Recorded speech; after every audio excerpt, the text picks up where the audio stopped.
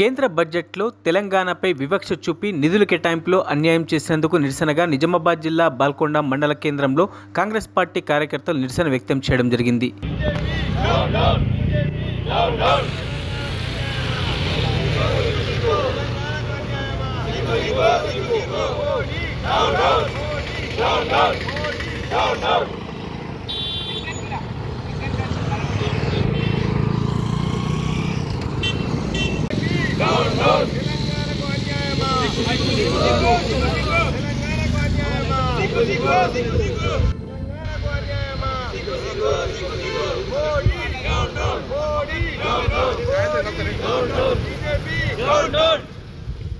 एक टमाटर कच्चा है एक टमाटर कच्चा है एक टमाटर कच्चा है बीजेपी